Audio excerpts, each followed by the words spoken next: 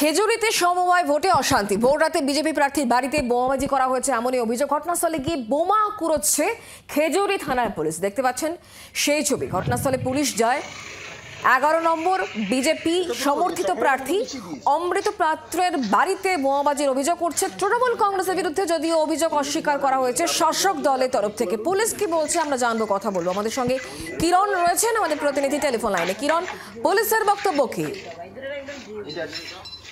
Police যেটা জানাচ্ছে যে বোমাবাজির ঘটনা ঘটেছে, তবে কারা ঘটিয়েছে, কেন ঘটিয়েছে এটা স্পষ্ট নয়, স্পষ্ট করে পুলিশ বলছে না। তদন্ত চলছে। যে অভিযোগ পাওয়া যাচ্ছে যে গোড়াহাট সমবায় সমিতির নির্বাচন, সেই নির্বাচনের 11 নম্বরের বিজেপি সমর্থিত প্রার্থী অমৃত পাত্রের বাড়িতে ভোর রাতে কে বা কারা বোম চার্জ করেছে। এই বোমা একটা নয়, দুটো নয়, বারবার বোমাবাজি করা হয়েছে। পুলিশ সেই নিষ্ক্রিয় বোমাগুলো উদ্ধার করেছে। পাশাপাশি তদন্ত করছে, প্রচুর পুলিশও মোতায়েন করা হয়েছে।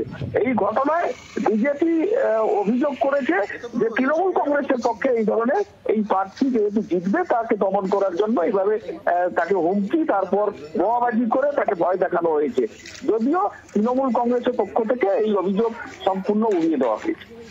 ধন্যবাদ কিরণ আমাদের সঙ্গে টেলিফোন লাইনে থাকার জন্য। সমবায় নির্বাচনকে কেন্দ্র করে অশান্তি, বোমাবাজির অভিযোগ বিজেপি বলছে তৃণমূল কংগ্রেসের পেছনে রয়েছে, যদিও তৃণমূল কংগ্রেস অভিযোগ অস্বীকার করছে। কিন্তু সাধারণ মানুষ বক্তব্য কি শোনাবো।